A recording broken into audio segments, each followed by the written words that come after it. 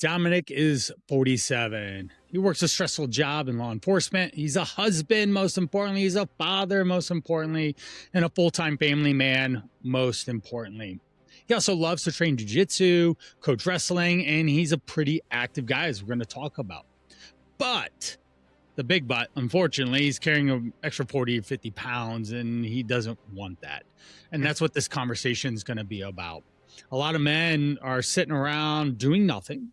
They work, they may or may not train, they're providing, but and parenting, but they're not taking care of themselves. And then after you get to age 40 to 60 is such a hard, critical time where you're raising kids. Maybe you have aging parents. There's either in wild financial success, you're working through it, or you might have a job career shift that might be happening as well. So the 40 to 60 is a pressure cooker in this life. And when stress gets hard, what do most people do? They just push that off, their health off. Does that sound familiar? Yes. Well, welcome back to episode 105 of Driven for Health. I'm your host, Coach Brian. And in this episode, we're doing the Health Hot Seat. I've done one before on episode 35. And if you are interested in a health hot seat, well, what is it? It's a real live coaching session. I have not met Dominic before. He filled out a simple Google form that I asked some basic questions around his health and different things that are going on in his life. And he reached out to me on Instagram, and here we are. I offered, and he's like, sure, I'd love to have a coaching session. Help me figure this out. And that's the point of this, is to walk away with a clear blueprint of what he should do in his specific life, because anyone and everyone that I ever work with, they're individuals, but they're also deemed by human law of energy and thermodynamics and all this. So he's not special. He's his own unique Dominic, but he is a human, and we can play by the rules of fat loss and ultimately maintaining a long, healthy life. Let's jump in and go over everything that is Dominic and start peeling back the layers of the onion. Here we go. Welcome, Dominic. Thanks for coming on to the show. Thank you very much for having me. So welcome. So let's paint a picture. First up, what do you do? And I mean, you don't have to be super duper detailed, but what is it that keeps you busy, that in quotations 9 to 5? So yeah, I'm a police detective is what I do. Very stressful, high stress level job. Constantly moving. Well, I mean, I do a lot of typing, report writing, and stuff like that. It's kind of like a desk jockey job almost, but I do go out into the field and do things occasionally, but for the most part, I'm sitting at a desk most of the day, and it's high level stress getting reports done and stuff like that. So right, definitely. My father was a deputy sheriff, and he worked overnights at the jail for quite a while, and then he graduated and moved over to the court system. But he also had a desk job, and he just basically sat around and had a good time there. But it was sitting nonetheless, and so I can understand that. Now let's go about family. So you've been married for a while, a little bit longer than me. I'm on my 20th year. Yeah, we're going to be doing 23, 24 years this year. Congrats. It's really exciting. So you got yourself a nice life partner there with your wife, and then you have a young daughter. Yep. What's her age? She's 17 actually. Okay. All right. So she's a little bit older. We're getting to the college ages now. So yep. Still running with her. So nice. I've got 4. My oldest is 16 at the moment, and the youngest is 10, 3 boys and a girl. Yeah. So I understand that my oldest, he gave me a little run for the money this week here. He did something, and it's just like, hey, buddy, we have to have a talk. You did this thing, and it wasn't the thing you should have been doing. Yep. So yep. Yeah. I get that. Other than that, he's super responsible. He's smart. He's athletic and all those things. So that's the saving grace with my daughter. She's super smart. Yeah, she's actually very, very responsible to a fault sometimes. He usually is. Yeah. Hey, I mean, they're kids. You got to make mistakes before you learn. So. Right, exactly. This wasn't a big mistake. Hey, dude. I get it. Yep. All right. Now, so we got the work, we've got the family, and she's pretty active with soccer, I believe, She and so is, that yeah, keeps she you plays on a pretty competitive busy. soccer team, yep, All right. we do practices 3 nights a week. From Okay. last night, we didn't get home till after 9 o'clock because our practice was till 9 o'clock at night, so I hear you. I hear you. And with that, do we have her playing in the fall and the spring and the summer and like basically all year? she plays pretty much all year. Like, we get a little bit of a break Yeah. in the summertime, and then once August hits, well, I mean, she plays like a 7v7 league in the summertime, but that's normally in the afternoon, Okay. early evenings, and then August we hit high school soccer, and we're running till July, pretty much. Right. Right. So it's full go. Yeah. All right. All right. So we got that. Now, what are the activities and things that you do love to do? So I've referenced some of them, but let's lay it out. The So jujitsu, wrestling. Tell us some of those activities. I train jujitsu. I have reached an advanced rank, so I'm trusted to teach the morning classes. So All I'm up right. and in class at 5 a.m. Yes. I teach Monday, Tuesday, Wednesday, and Friday most times. I go and help somebody else on Thursday sometimes. So I'm Okay. there doing that. I coach wrestling starting in November till March, wrestling season. So my life revolves around wrestling from November to March. And then Okay. I got into pro wrestling at a very, very young age. I blame my Very father for cool. that. And one Father's Day, my wife decided to get me an intensive into pro wrestling. Wow. And I took the intensive. I found out where they trained. I started training, and I've been on the pro wrestling indie circuit for since before COVID, so for quite a while now. That's awesome. And this is like what type of wrestling? Are we talking about like WWE Yep, wrestling? Are we yep. talking We okay, do awesome. WWE wrestling, and it's a lot more physical than people think it is. Yeah. I remember when it was WWF and Yep, Monday yep, Night me Raw too. and Stone Cold Steve Yep, Austin, but even going back to Hulk Hogan, the yep, late great Hulk Hogan, right? Ultimate Warrior, yep, Bret Hart, all those yep. guys. Yeah, All right. like I said, I've been watching it since I was probably about 3. My dad got me into it, and I've been my Yeah, daughter's into it now. So her and I were there watching WrestleMania this weekend, like talking about awesome. it. We have our little chart, and we try to call who's going to win which match and everything like that. Oh, So I mean, that's we awesome. have fun with it. So That is so cool. Awesome, awesome. All right. So we laid out you're super busy. Let's just throw in a bedtime. When do you normally go to bed? I shoot for 9 o'clock, but I don't think I ever hit 9 o'clock. I'm All normally right. about 9:30, 10 o'clock type of. Okay. All right. So let's do some quick math. And if you're getting up at I don't say get a three, lot of 4 sleep. o'clock. I get Yeah. up about Monday, Wednesdays, and Fridays. I get up about 3:30 in the morning so I can hit the gym at 4. I try to work out for about 45 minutes or so lifting, and then I hit at jujitsu, Okay. training that at 5, and I do that for an hour. I come home, get a shower, and I'm at work at 8 o'clock. So Okay. All right. So yeah, very busy active morning and yeah. then get into the workday and then probably what home life in the evening. Uh yeah, I get home at about it's about an hour drive, so I get home like around 4:45, 5 o'clock. Okay. And Okay. then wrestling season, I change and I'm at wrestling after before wrestling, when it's not wrestling season. I come home, change, and depending on if it's a soccer night or not, or she also does singing, I get her Okay. to her voice Yeah. Yeah. lesson, or Right. I take her to soccer practice. And sometime in there, sometimes I'll drop her off at practice, and my wife will pick her up, and I come home and Right. make dinner. Right. Tag So teaming and it depends on the week and the day of the week. So yep. I dropped off the kids, I picked the kids up, and I yep, made dinner today. yep, We had tacos. yeah. That's a Mexican style, is a very fan favorite because it feeds everyone, they all eat it, and, It's quick and uh, easy. yes, exactly. Alright. So what we're doing, if you're listening right now, I'm getting the picture painted.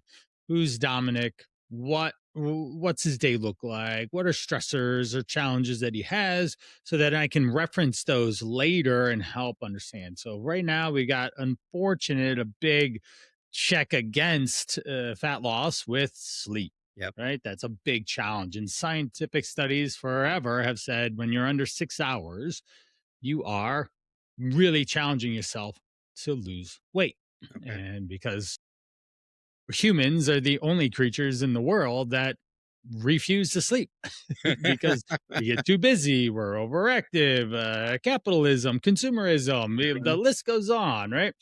And so if we're not doing that, then cortisol levels go up, and then you're up longer, and it's a lot easier to eat in a longer day, a 19-hour day instead of a 16-hour day. It's easy to put more food in your mouth. Mhm. And because you forgot what happened at 4 in the morning, right? Exactly. It's like, is that today? I don't even remember at this point, right?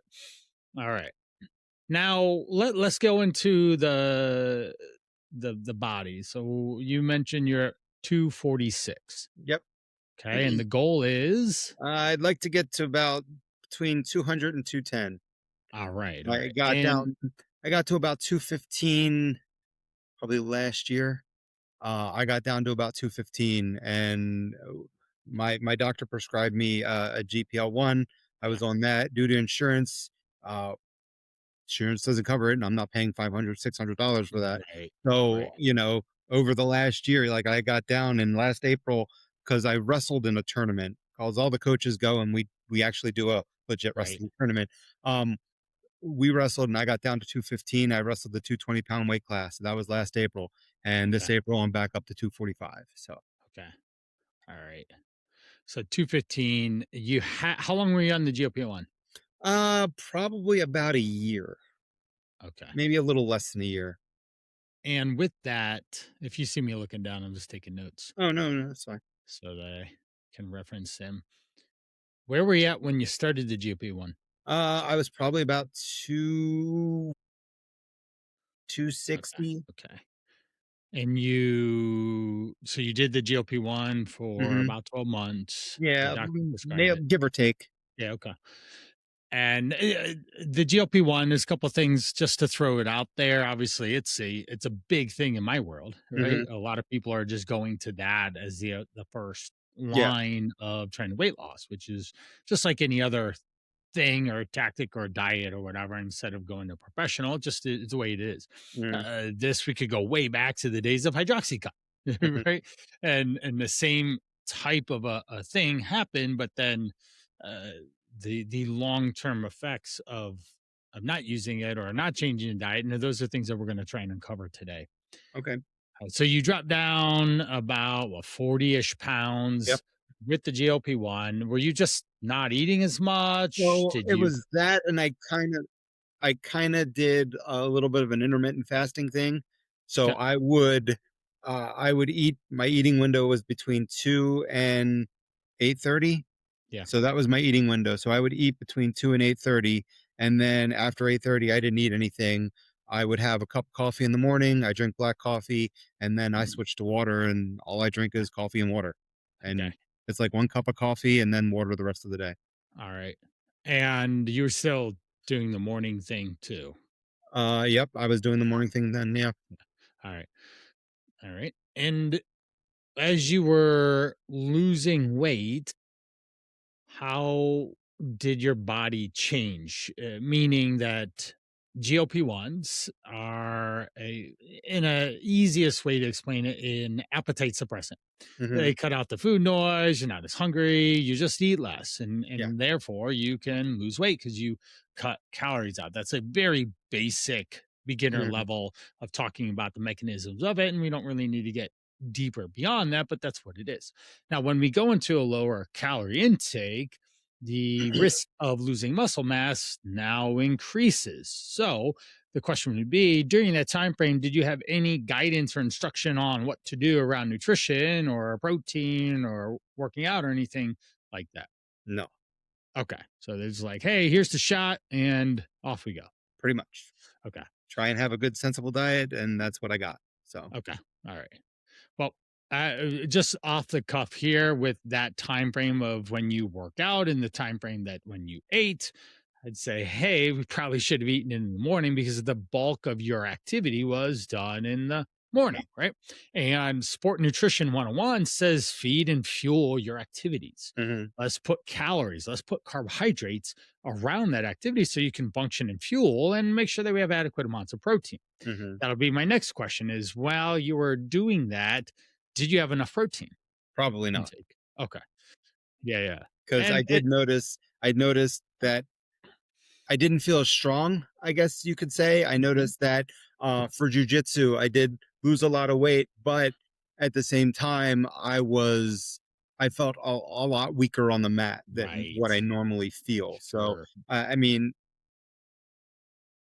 jujitsu is not all about strength. I mean, No, I right, try right. not to use as much strength as possible. I try to use Right, you more leverage and everything, conserve and but I yeah. can still feel like some of the guys that I roll with, they're a lot younger than me. And, I Yeah. could just feel how weak I was when I was going against them. So, Right. I mean, I Yep. lost the weight, but I did lose a little bit of strength there. Right, right. It's like you show up and you feel like you already rolled for an hour and the class is starting. You're like, Exactly. wait a minute here. Did I do a warm or what's going on? Okay. And because I will say this too, anyone listening is the likeliness that most people are guys, it doesn't even matter. It's like men, women throughout the last 23 years doing this protein. Nobody really eats a lot of protein, Hmm. enough protein consistently, repeatedly, long term. It's just an issue that we have, and there's multitude of reasons for Hmm. doing it. But even if, say, you're living a fast lifestyle like you are, it's really easy to just not get protein in. And anywhere you look, carbs and fats are the easiest, fastest option Hmm. because of convenience, because of readiness. There's all sorts of reasons why.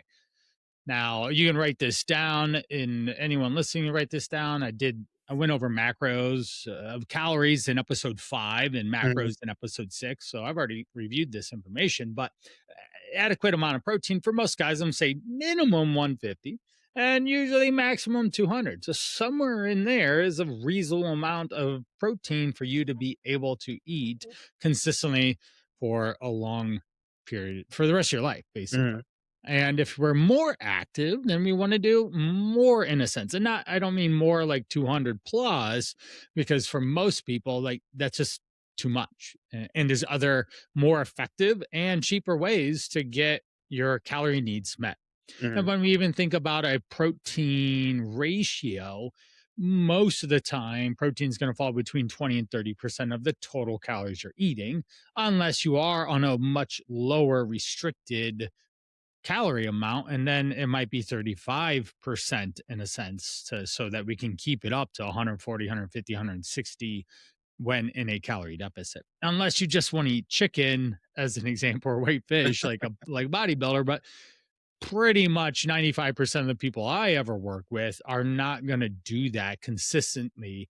And the important thing that I'm always factoring in, I love this phrase, is what we do in 2 weeks, we do in 2 months, we do in 2 years. Super important that if you were to work with me, we are stacking these behaviors so that when we get to our results, you're like, wow, this was pretty easy. And I can Hmm. just keep doing this.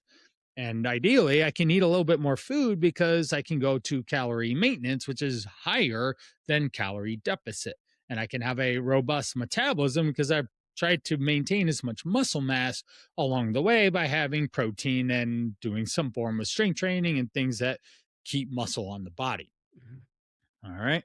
So if say you're like, hey Brian, when you're at that 255-ish and you hit the GLP-1s, like, hey, can we get the food window in the first part of the day? Okay. And then that would have been, say, just a basic shift I would have had you do, even if we changed nothing else, so that we supported the majority of your movement on those days. And maybe it wasn't every day, maybe that Monday, Wednesday, Friday when you're up super early in your training, and then maybe the other days is another part of the day. But either way.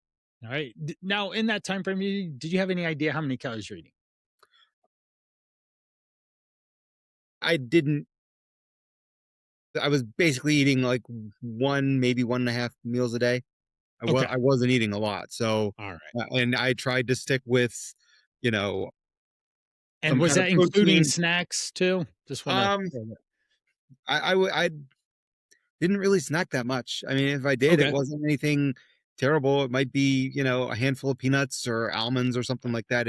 okay. I didn't snack a whole bunch because I was like focused, like this is my eating window. Right, And I right. like kind of prepared what I was going to eat at Out that in. time. So I was kind of religious about that. So Okay. it drove my wife nuts. I'm sure, right? So again, we go back to the phrase, what we do in 2 weeks, you do in 2 months, we Yep. do in 2 years, and we have to go in accordance to the activities and things that are around you too. Exactly. And doing it in a way that doesn't create friction with your family Hmm. is kind of important. Yeah. Right? We want year 24 and 30 and 40 to come about, then you're not driving her up the wall Yeah. because you have these weird food Exactly. habits and behaviors or something. And that's a huge important thing too, is we have to consider food behavior, Hmm. food relationship, so that we then get the results in a way that is long-term successful, and you don't end up with some weird food dysfunction. Yeah. That's not helpful either. All right. So you just didn't eat a lot of food, Yeah. and you got down, you came out the GLP-1s. And just for anyone listening, again, I'm painting the picture. I'm trying to understand his past behaviors. Why? Because if I understand, oh, he went through a traumatic time. I guess that would be an easy way to label it, around calories and food and nutrition for a long time. That is something that I can factor into Mhm. understanding where he's at now and why he regained weight after the GLP-1s came on. So that's where we're at right now, and that's what I'm putting together here. Real quick, before, how when was the last time you were under 200? Just for a good reference. Last time I was under 200 was probably uh probably about 2001, maybe, Okay. All right. because It's been I wrestled 189 my senior year of high school, and I would probably weighed about 185. And right. then, after you get done high school and you're not working out, but you're still eating, you put that weight on. So it's probably Yeah. about 2000, 2001 was the last time I Okay. was under 200. And is that kind of what got you up to the 255? Is just life and Probably, I think my biggest was probably about 280. okay. And then when my dad passed away in 19, I started taking care of myself a little bit better, Right. and I did get down to about 240, 250. Okay. So I lost a little bit of weight from All running right. and doing stuff. Okay.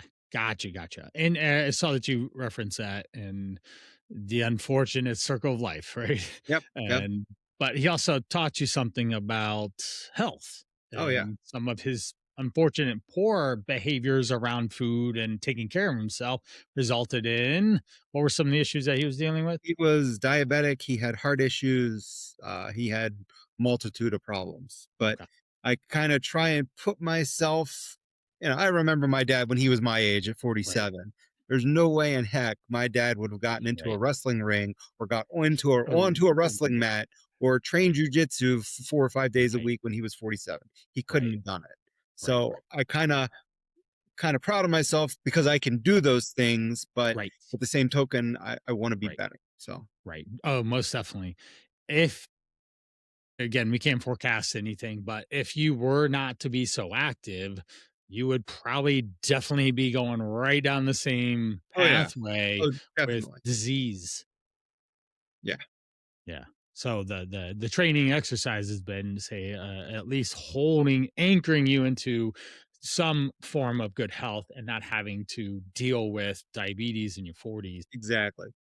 But also, if you don't get the food thing down or Mhm. figured out and your weight down,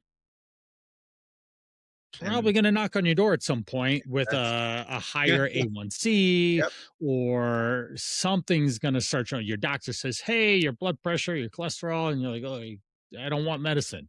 yeah, Right. So those would likely happen if you maintain a higher body weight and higher mhm, body fat. It's just unfortunate, just the way it goes. yep, So you do need to get down to that goal weight of 200 and be able to stay there.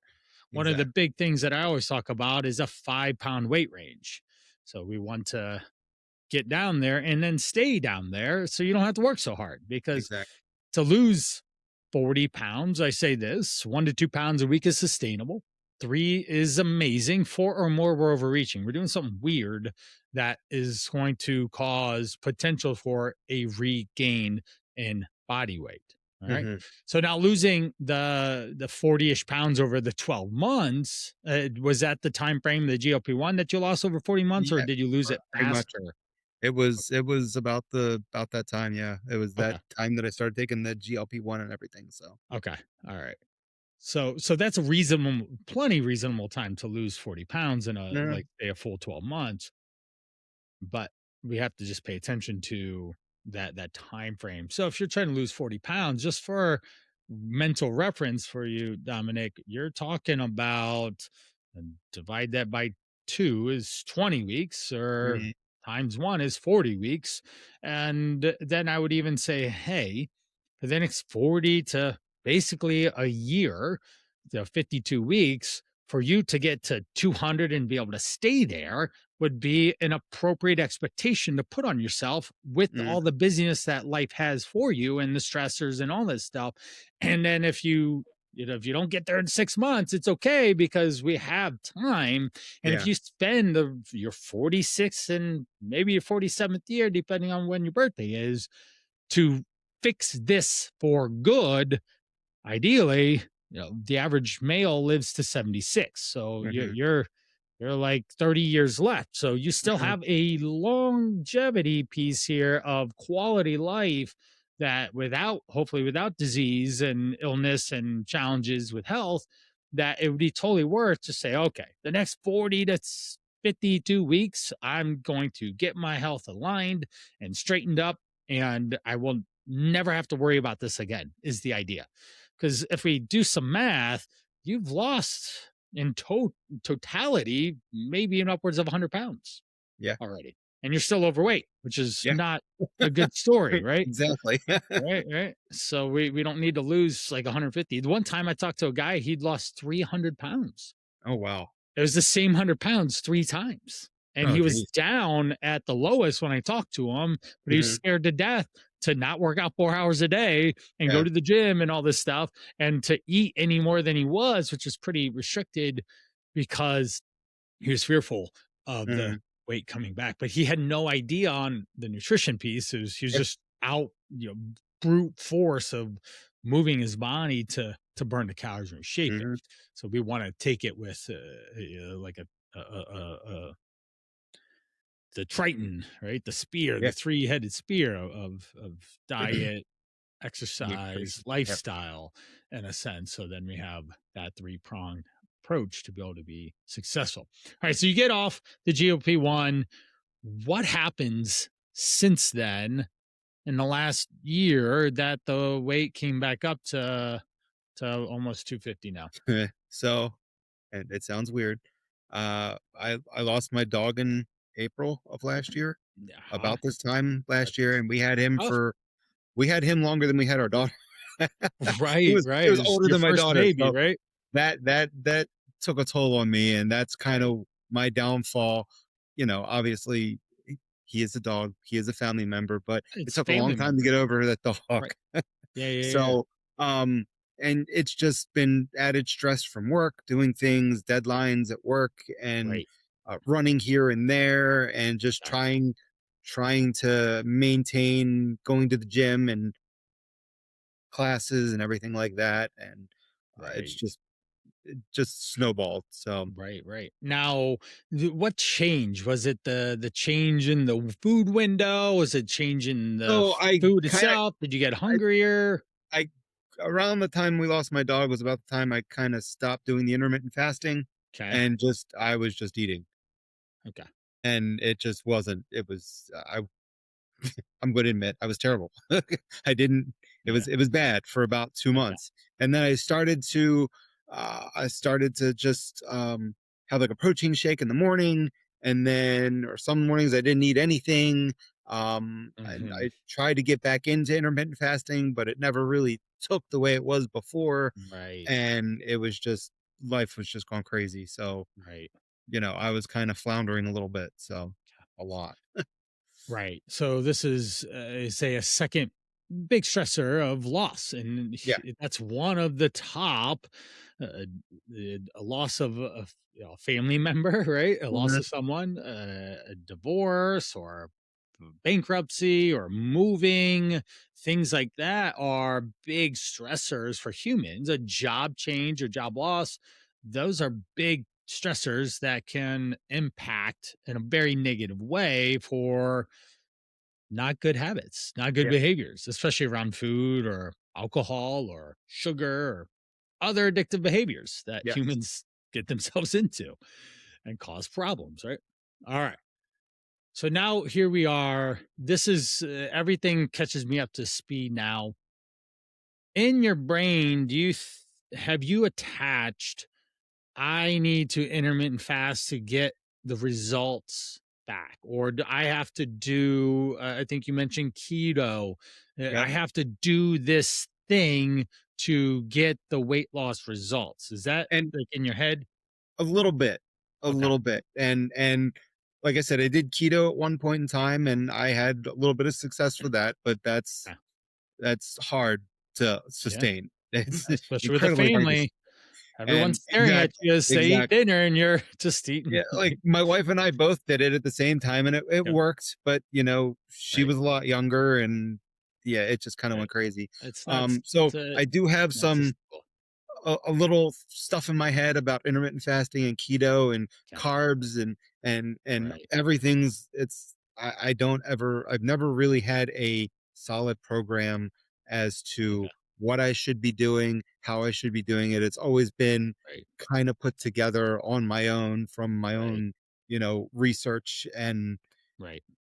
that's really all I've had to go on. And Right. Right. Right. from a wrestling background, you need to lose 10 pounds. All right, just don't eat for a week and run a lot. That's what we Right, did. right. Yep, Sweatshirts, trash bags. That's how we lost 10, 15 yep, pounds. No yep, problem. yep. And it doesn't work like that in my 40s. And ultimately, that's not the best way to do it if you're in high school again Oh either. no, it's terrible. And Yeah. I'm really glad they've changed things in high school Yes. wrestling nowadays. Things are a lot better. Yeah, When I got right. back into it the year before last and saw all the rules and everything they had to go through, I was like, oh my gosh, where was this 20, 30 years ago? Yeah, Because right, I right. remember all the unhealthy stuff people did. So Yep, yep, yep, I do remember those things. yeah, Okay, so we have a lot of ingrained behavior, a lot of yes, knowledge from YouTube University. For yeah. some things, it's great. I have redone my house a lot.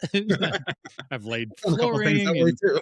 yeah, I've done all sorts of fun things, right? I can go YouTube it and figure out a lot of things, but it's like so the car engine light. If that comes on, I it's Yeah, not right.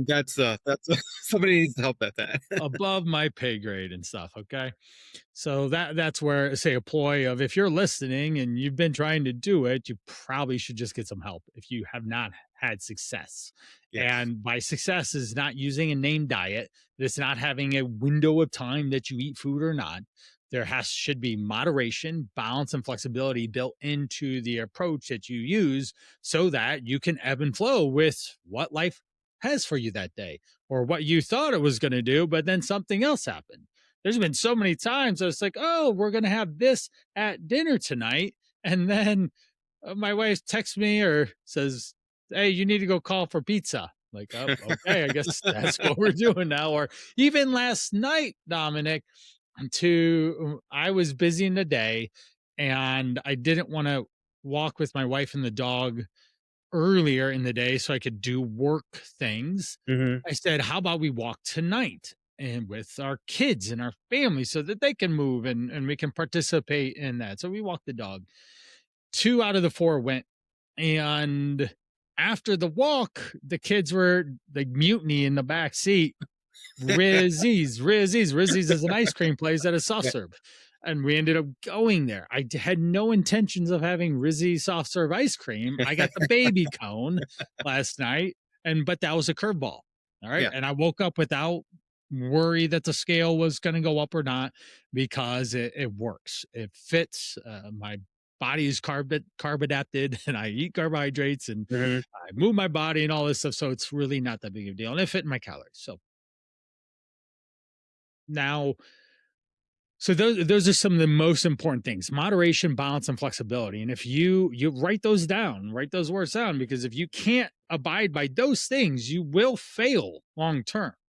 It will happen. You will not lose the weight, and things might get worse, which nobody wants. Mhm. Let's break down some of the keto.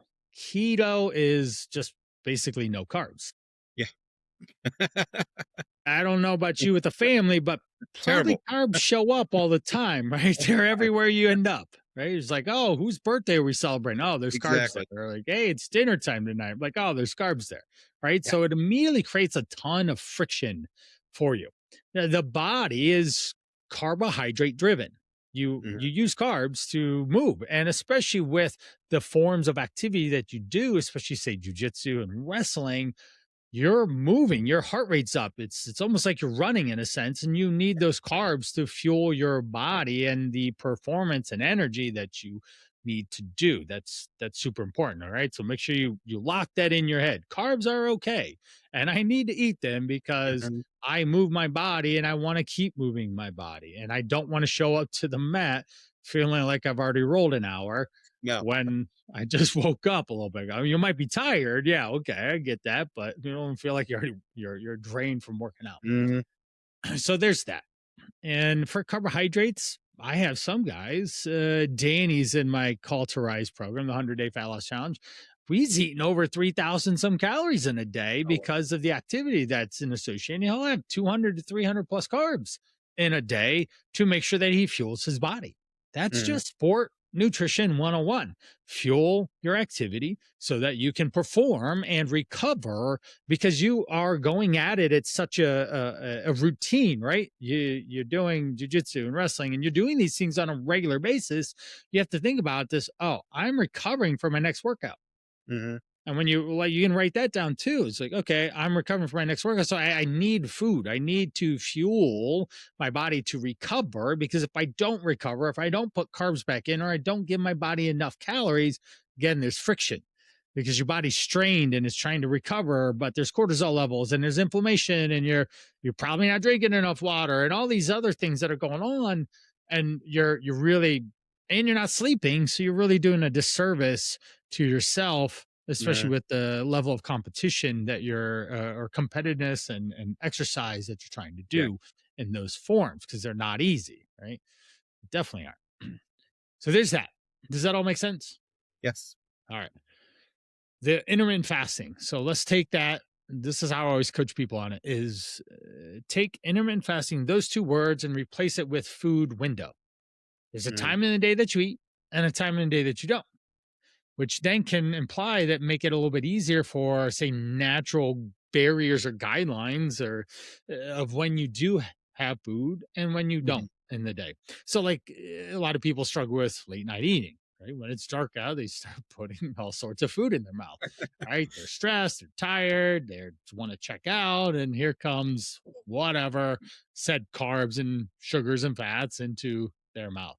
So if we say, hey, I'm going to stop at dinner, then that becomes the guideline, the rule, the barrier that you just like, okay, I just don't eat after. So then it's Mhm. a non-option, right? Because it's just like, black and white or Yeah. zeros and ones and such.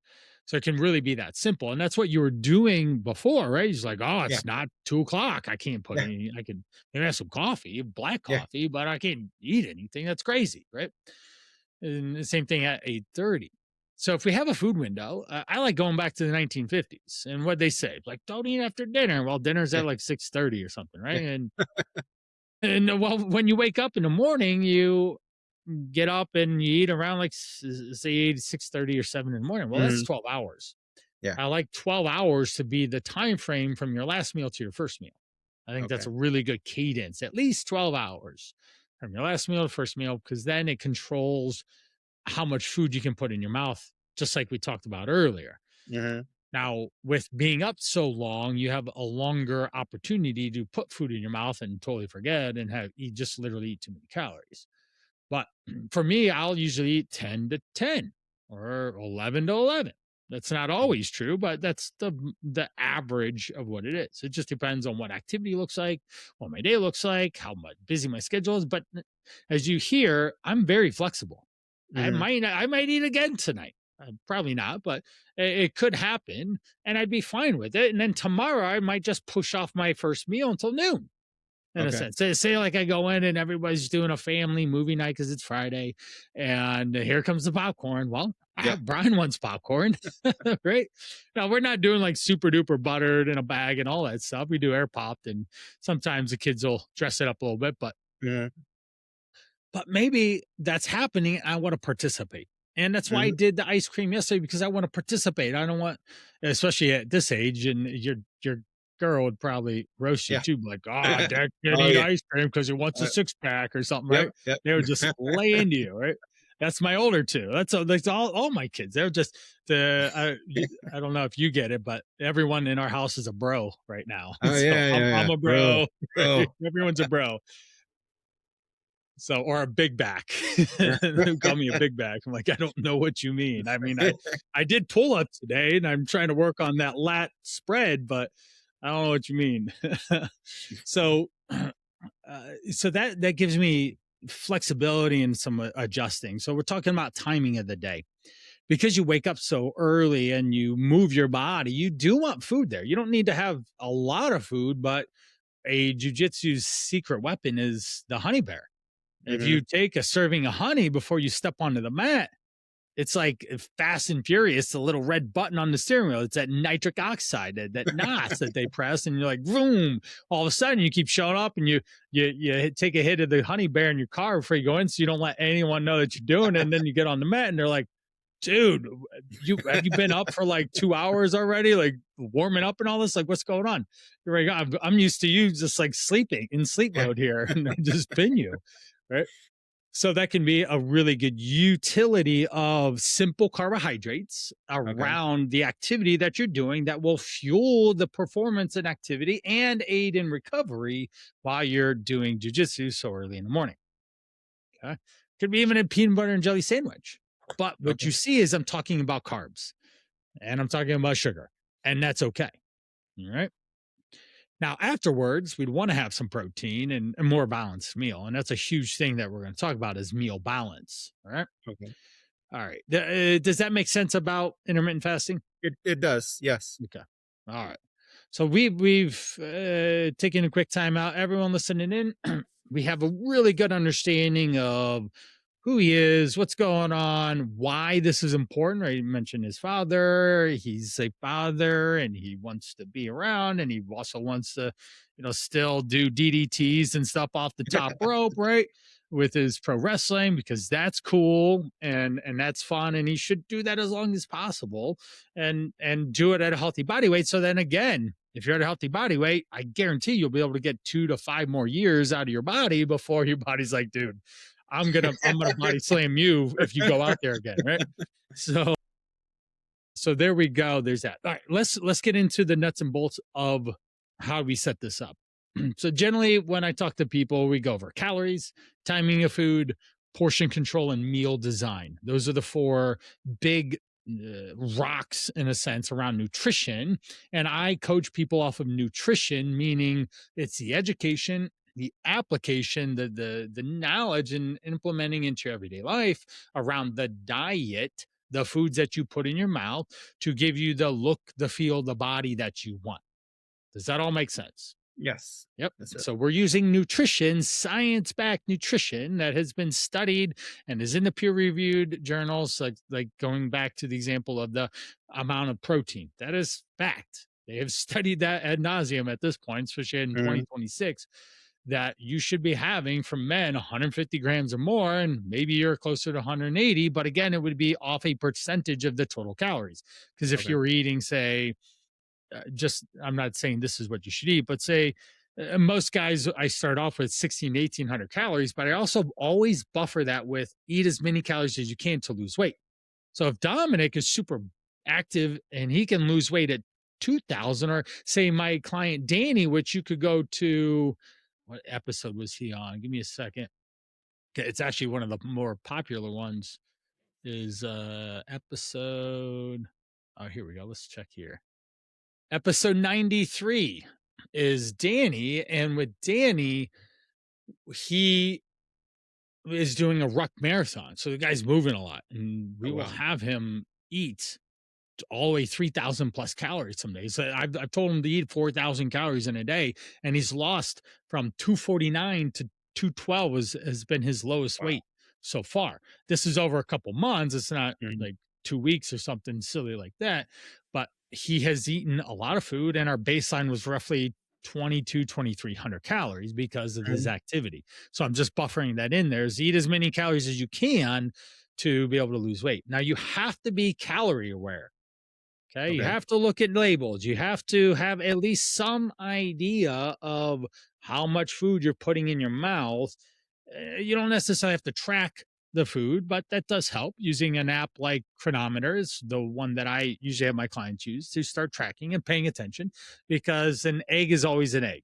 A potato is always a potato, right? It's always going to end up being the same calories, protein, carbs, and fats. And once you understand that around the foods you eat on a regular basis, you're looking through the matrix now. You're seeing the ones and the zeros of what food is. And all food is, people listening in, is just calories, protein, carbs, and fats. That's what food is. There's no other magic to it. Okay. I mean, sure, there's a little bit, but we're not like, oh, if I eat celery, it's a negative food and I don't actually absorb any calories or something like that. Or if I eat this Amazon berry that they just found in the last like quarter of the year, and they're heavily marketing it online in these little pill bottle things, like, no, like that's not real. So we go back to calories, and the where I got off on a tangent there was the protein and the ratio. So say you're eating 1,600 calories, it might be closer to the 150 or 140 grams of protein. Whereas if we have 2,000 or more, then we can eat 175 or 200 grams of protein. But if you have that much and you have that little calories, then you're just going to be eating a lot of protein, and that may or may not be up your alley or in your grocery budget as well, because low fat protein sources can be more expensive. And if that's all you're eating, your budget is up there. Whereas, say, for example, if you eat carbs and you use oatmeal as a carbohydrate in the morning to refuel after your jujitsu, a whole silo of oatmeal is like $5 or less, and there's 4,000 calories in it. That is 30 days of a half cup serving of dry oatmeal every single day that you can have as part of your breakfast to give you 30 carbs. And we're good. And that's a cheap, affordable, easy breakfast, because affordability always has to come into play too, right? So I got 6 people in here. I got to make sure that we're not just spending. Oh, I get it. Thousands of dollars these days, right? I thought eggs were going to go down. I don't think they went down, but I digress. So 16 1800 is usually the base level, what I tell guys to do, but again, it can go up from there. Maybe you're an 1800 to 2000 or 2000 to 2200 calorie. That's something that I usually give 2-ish weeks to start to figure out. And the starting point to figure all this out is, I usually have people send me pictures of food, or they start tracking and they start to improve their diet in the first place. They're paying attention, they're looking at labels, and they're going through this process of learning what's in the food they're eating, and not just, oh, this is in the no carb thing, or this is off that 1990s do eat this and don't eat that food list or something. We don't need to do that either. So if you were to approximate, do you have any idea how many calories you are eating? I think I when I was tracking my I used one of the food trackers. I think it had me eating, I think it was like 1,700 calories. Okay. That was what they kind of, you put your metrics into the thing, and it said about 1,700 calories is what I was supposed to eat. Okay. Some days I would reach that. some days I wouldn't. And for Some quick days I would reference, go well over that. And it was like, when you go over, it's like, oh geez, wow, I completely failed. And it like completely destroys you. yeah, So right, it, right, right, right. Exactly. And that's the mindset and the framework and this mhm, idea of how it ends up going through everyone's head, right? Oh, yep. I'm a failure. I'm just going to start over on Monday. Well, today's Friday. So fortunately, you just have 2 days before to Yeah, wreck yourself this weekend before we start over. But what if it was on Tuesday and you got like 5 days to do some exactly. damage, right? So we don't want to have all diets start on Monday because that's not good. And we always have an option to just get right back on track and what we would say balance out what we need to do from the last meal to the next meal. Oh, I overate calories at this meal. The next meal, I will eat less. And consequently, when I do that, then I can still say Stay hit my within. targets or my goals. And it's not necessarily over a time that you're awake for food. A simple Hmm. question I always ask people is this: say we were working together, Dominic, in the next 4, 5, 6, 8 weeks, doesn't matter the timeline, but in that chunk of time, you lost 10 pounds. Yay, good job, man. Like we're down Hmm. 10 pounds, right? You're looking better, you're feeling better, the pants are loose, all those things, right? The question that I always ask people is, does it matter when you ate food? No, it doesn't, because you were in a calorie deficit by definition of losing 10 pounds. So whether you had the 2 o'clock to 8:30, or you shifted that time to eating around like 4 or 5 in the morning Hmm. till noon or whatever, or you just ate from 5 to 5, something like that. Or if you did do it and you could control your calories while on a calorie deficit, you ate 5 to 8 because life is busy and there's Hmm. the after school things and dinner's at 8 o'clock and that's how it is in your house. And okay, cool. We'll have we'll have more calories in the first part of the day because of activity. We'll try to go low calories, but filling foods in the middle of the day. Think, for easiest example, chicken salad, because you could eat a lot of that with not a lot of calories to keep you full enough until you get to dinner, and then you can have dinner and eat with the family, whatever the family dinner is that day, and you're not off in the it was like, hey, wife, can you make me a separate meal? Like, Yeah. no, I'm not going to do that for you and endlessly for years to come. Right. So that ends up being opportunity for you to have a little flexibility and even start to say structure the calories all in your head. All right. We're losing sunlight. If you're see watching the video, Oh, the I sun got is you. going down now. So give me 1 second. I'm just gonna flick the lights on. No So worries. pause. All right, there we go. So it took a second to turn a light on so Dominic can see me, and I'm not just fading away into darkness. I'm out in my barn. This is my garage. It's the garage gym. It's a barn. It's got all my weights and the workouts. My office. I do Nice. podcasts from here and all this stuff. So I usually let natural light in, and but it's 8 o'clock, so it's I getting get dark. you. All right. So we've got overall calories. Now, let's go to context of when you were tracking. Were you tracking what time frame was this? Was this with GLP-1? Was this without? This Was this was before? Or, probably maybe a month or so ago. okay, so I recent, started tracking. Yeah, I started but tracking again nothing recently. before that. Not really, not before that. And if I did, it wasn't, you Right. know, it wasn't steady. Like Right. I tracked steady for probably about a month or so Okay. All before right. this, Yep. and I was really on point with that. And then, that obviously fell off Then after a then while life too. happens, right? Exactly. Think of tracking and everyone listening in. And the reason why we're almost at an hour now is just being really thorough. So when Dominic leaves, he has a very clear understanding. He can ask all the questions, and you listening in can hear the explanations of why I'm even saying and explaining the things that we do. Tracking is a tool. It's just a tool in the toolbox of nutrition that we can use. Just like, say, low carb or intermittent fasting could be tools at certain times that we could use to facilitate the outcome that we want. And say, I will have in quotations, a keto meal, a protein and low carb meal in the middle of the day, but I'm going to have a high carb first morning thing because of the jujitsu and all. And then I'm going to eat with my family and I'm going to have carbs at that point too. Mm-hmm. Cool. Awesome. Or fasting. Hey, it's Christmas time and I just want to go all out. It's Christmas Day. I am eating all the things. Cool. Maybe that's just 1 or 2 meals in that day. And then you keep your calories in check because Yeah. calories are the most important thing. And then it turns into protein. So you can write this down. Calories are most important. Proteins. Then we have vegetables, or I call them fibrous carbs, vegetables and some fruit. But we want calories first, protein, then fiber, because those will fill you up in lower calories.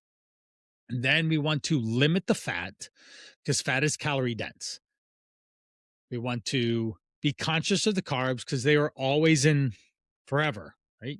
You will always run into carbs everywhere you go. So we might as well develop a better relationship with them than just stick our head in the sand and act like they don't exist because that's silly. Yeah. And then we want to eliminate simple sugars, right? The fast, cheap, ultra processed things in crinkly bags and boxes and different things like that that have marketing and all this stuff on them that say they're how healthy they are, how much protein they have in them, or whatever else. They're colorful and they have, for me and you too, probably Teenage Mutant Ninja Turtles or something on the front, Of right? course, yeah. Or Tony the Tiger, right? They're great. So we probably don't want a lot of that to happen. Yeah. The only time, Dominic, that you could get away with Tony the Tiger Frosted Flake is before you go into jujitsu. Why? It's going to be that NOS button. So instead of honey, you do Frosted Flakes and you do a serving of it because the sugar and the simple carbohydrates from the cornflakes and the glaze they put all over it is going to boost your blood sugar up. But then you're going to go use that blood sugar in your jujitsu. So you'll have more energy to keep up with the youngins there, right? Gotcha. So and then feel good. And that's something that's never been explained to me. I've always been a workout in a fasted state. Yeah. So no way. I have never I've just always been like that. Even wrestling, I've never really. This next week, man, it's gonna be like you're gonna be blowing up my DMs and Insta. Be like, dude, I had the honey before the workout and I was unstoppable. Yeah. You felt like what, Jim Duggan in the ring going or a Macho Man. I love it. Just like this energy because you just did basic nutrition. You gave yourself some sugar, or you elevated your blood sugar with some carbohydrates, and then you were able to power through the workout and not feel old. At the very least, this next week you won't feel as old as you have in the last years. All right. So we've gone over calories, 1,700. Because you have a desk job, that is a huge limiting factor. And I would implore you, because it is stressful too, is make sure you get up and get away from your desk periods throughout the day. Yeah, I've been trying to do that recently as well. Get up like around 12:30, 1 o'clock, and I walk outside. Now that it's nicer out, I try and get do up a lap or two around the block. Walk fast if you have to get some endorphins and blood flowing and clear your head and get some sun and some fresh breath and air and all this stuff.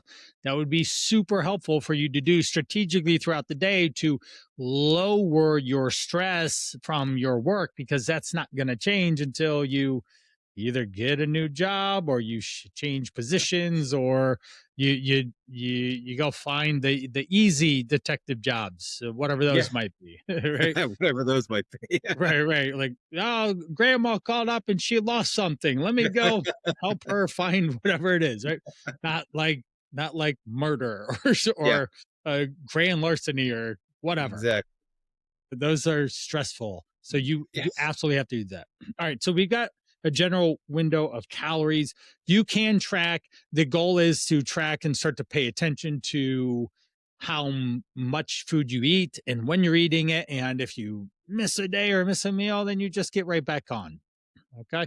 If you want to use that as a tool. if you did that with me, I would help make sure that you not only understood how to do it, but it was an enjoyable, curiosity driven process, Hmm. because I want you to learn what is in the food that you're eating and identify with, oh, a good example is this. I will ask you, what is an egg? Is it a protein, a carb, a fat? What is an egg? It's a protein and a fat, I believe. Exactly. So it's a protein and a fat. What's the dominant calories in it? Is it protein or fat? Which one is more of? Mm. I don't know that one. Probably, I would say fat, probably. It's got roughly 70 calories. It has roughly 5 grams of protein and 5 grams of fat. You're like, oh, they're even. Well, there's 9 calories per gram of fat and 4 calories per gram of protein. So we do some math.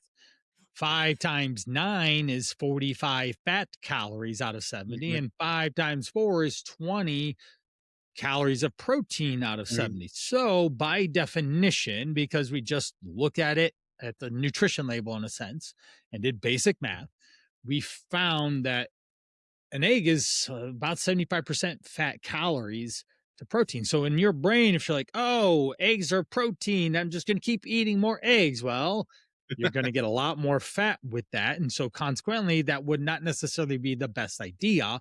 We could do okay, some eggs with some egg whites, or eggs with Canadian bacon, or eggs with Greek yogurt, or eggs with a protein shake, or eggs with other low fat protein to get, say, 40, 50 grams of protein in a day.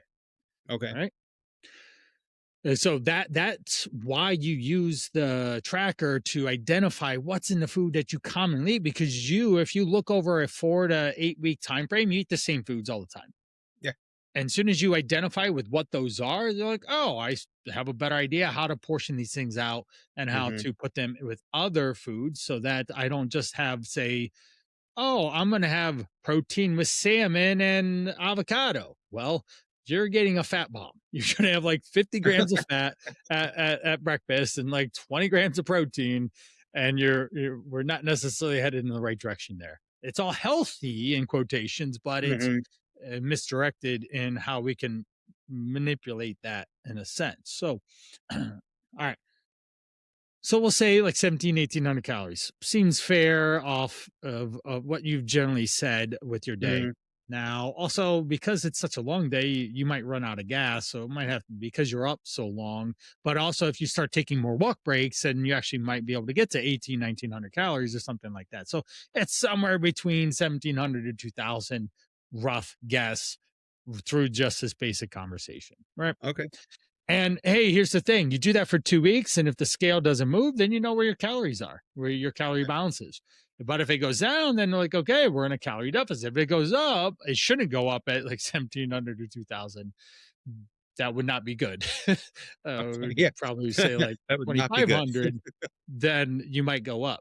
But we wouldn't want it to be there at 2000, because then that would definitely imply, especially if it was very tracked really well, that would imply that, yeah, you did damage your metabolism last year and you did lose muscle mass, and your metabolism basal metabolic rate, which is you sit and do nothing, you still like burn so many calories, is a lot lower than you want it to be. And Yeah, a gentleman at any age wants to have as much of a muscle mass on their mhm, body and their metabolism be as high as possible, because you and I, my friend, are fighting against Father Time. It's gonna fall off of us anyways, right? Let's think yep, of good old Arnold Schwarzenegger.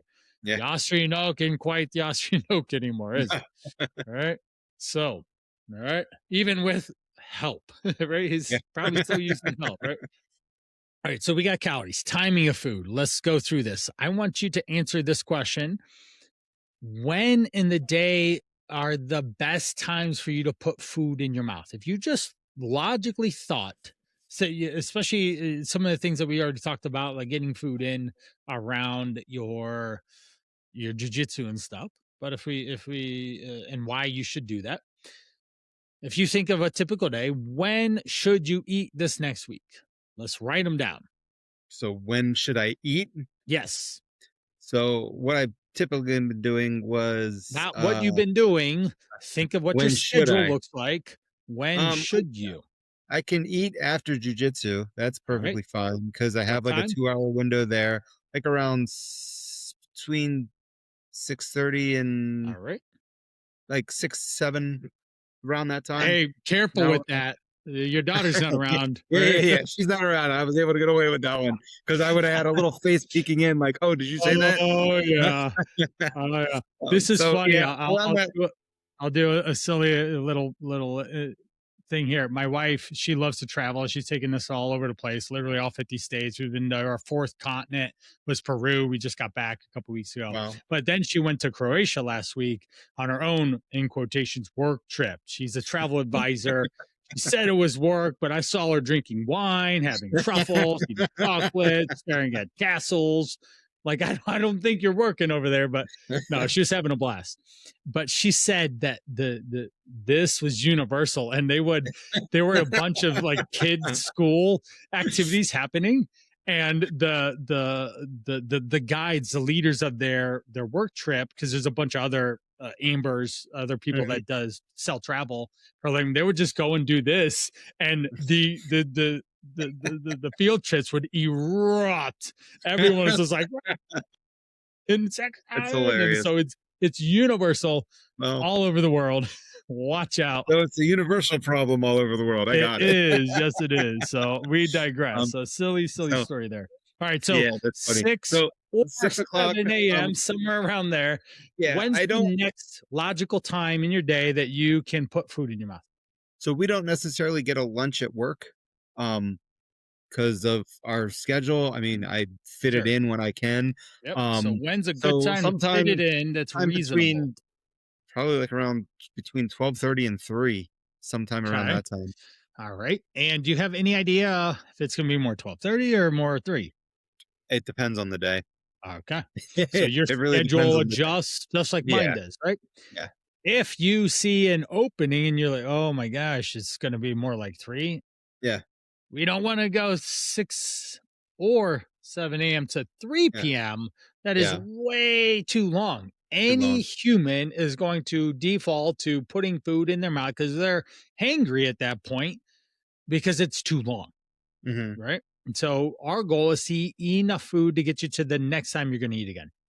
And Okay. if you see in your day, oh, shoot, I need to squeeze something in at like 11, Mhm. then we eat maybe half or three-quarters of your lunch then, and then we eat the other half or quarter on the back end of that gap.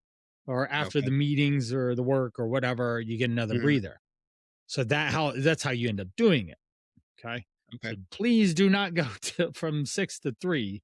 Okay. It's no bueno. This is not good. That all makes sense, right? Your blood Yeah, sugar yeah, yeah. levels in the gutter. You can't think anymore. You're clear. You're brain fog. You're ready for a nap. All right, because you've been up for 12 hours already, Yeah. right? So please don't do that. All right. Okay. So it can be okay. I can eat somewhere around 11 or 12 or 12 or 1 or 11 and 3, something like that. All good. Okay.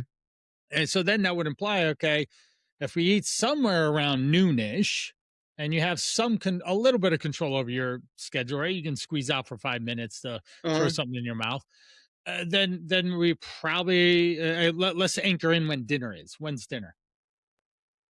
Again, depending on soccer practice, it's Yep. anywhere between 6 and 8. Okay. All right. Then we can imply it might even be better that you do 6-ish, 11 to Mhm. 12-ish, 3-ish, and then 6 to 8-ish. Okay. Okay. Then let's do simple math. Let's go for really simple math. 2000 divided by 4 is 500-calorie meals. Okay. Right? If we go, say, 1800, then we're more like 400 ish calories meals. So, Okay. what I'm saying is basically the majority of your meals are going to go between, say, 400 to 500 ish calorie meals when you eat them. That would be off of 4 meals. But if we had 3, then we're more like 600 or 700 calories for those meals, roughly Mhm. speaking. Now, in breakfast, we're going to say, yes, it's going to be 600, but also I'm going to have about 50 calories of honey before jujitsu because Brian just gave me a life changing experience here. So then jujitsu post is going to be 550 calories in a sense. Okay. Cool.